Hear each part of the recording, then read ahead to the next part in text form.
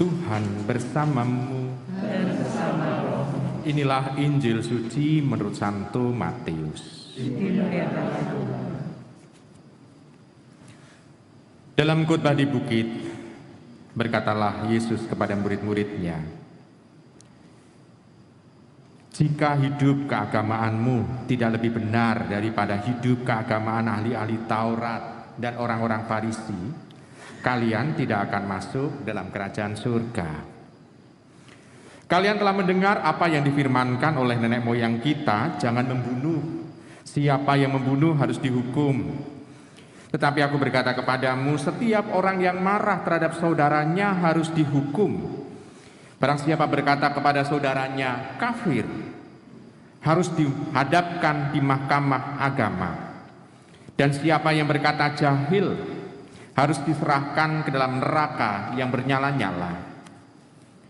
Sebab itu, jika engkau mempersembahkan persembahan di atas mezbah dan engkau teringat akan sesuatu yang ada dalam hati saudaramu terhadap engkau, tinggalkanlah persembahan di depan mezbah itu dan pergilah berdamai dahulu dengan saudaramu, lalu kembali untuk mempersembahkan persembahan itu.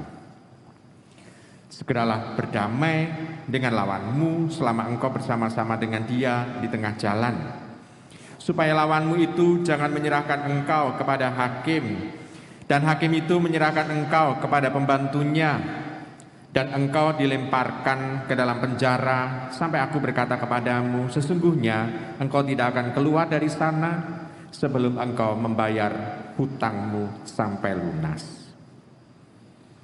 Demikianlah sabda Tuhan. Ibu, bapak, saudara-saudari yang terkasih dalam Yesus Tuhan, dikatakan di sana, jika hidup keagamaanmu tidak lebih benar daripada hidup keagamaan ahli-ahli Taurat dan orang-orang Farisi, kalian tidak akan masuk dalam kerajaan surga. Kita sendiri tidak tahu bagaimana cara hidup orang Farisi dan ahli Taurat. Tapi yang jelas adalah orang Farisi dan ahli Taurat adalah orang yang pinter di dalam membaca kitab suci. Jelas itu. Bahkan ada beberapa yang hafal di luar kepala.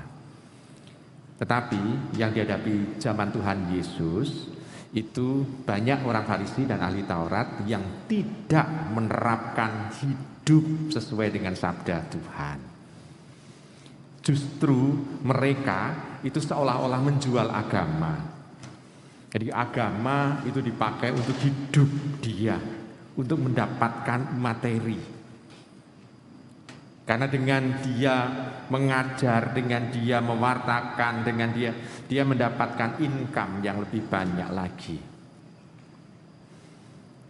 Ini adalah cara mereka. Maka Tuhan Yesus mengatakan mereka tidak akan masuk dalam kerajaan surga karena sudah mendapatkan kehidupan di dunia ini dengan agama itu.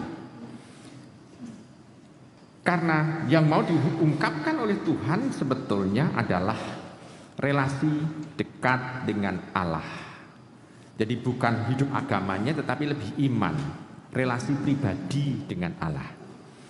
Kalau relasi pribadi dengan Allah itu baik, maka hanya kebaikan yang muncul dari hidupnya. Tentu dia tidak akan mengatakan saudaranya kafir atau juga dengan kata-kata jahil. Tidak akan. Kenapa? Karena dia melakukan sesuai dengan kebaikan. Karena relasi dia dekat dengan Allah. Sedangkan kalau hurufiah, itu kan hanya sekedar hurufiah. Apa yang ditulis dalam kitab suci, itu yang dia terapkan. Padahal kitab suci itu adalah produk 2000 tahun yang lalu. Kita tahu kitab suci kan ditulis itu 2000 tahun yang lalu. Kalau 2000 tahun yang lalu berarti budaya 2000 tahun yang lalu yang dihidupi dalam kitab suci. Sekarang pertanyaannya, apakah ini up to date dengan situasi zaman kita sekarang? Ibu, bapak, saudara-saudara terkasih dalam Yesus Tuhan. Maka kita bisa melihat yang jelas adalah relasi Tuhan yang sudah Tuhannya saja sudah menyejarah. Artinya apa yang disabdakan oleh Tuhan, rencana Tuhan sudah diwartakan dengan bahasa manusia sehingga manusia itu bisa menangkapnya. Nah, maka kalau kita itu mempunyai relasi yang akrab dengan Tuhan, kita bisa bertanya kepada Tuhan, Tuhan, saya hidup zaman sekarang, apa yang kau kehendaki untuk saya zaman sekarang ini? Tentu saja nilai-nilai hakiki akan sama dengan apa yang ada di dalam kitab suci. Tetapi penerapannya akan selalu sikondom, yaitu situasi, kondisi, dan domisili kita. Sehingga terjawab apa yang menjadi rencana Tuhan dan kita menjadi pelaku-pelaku dari sabda itu.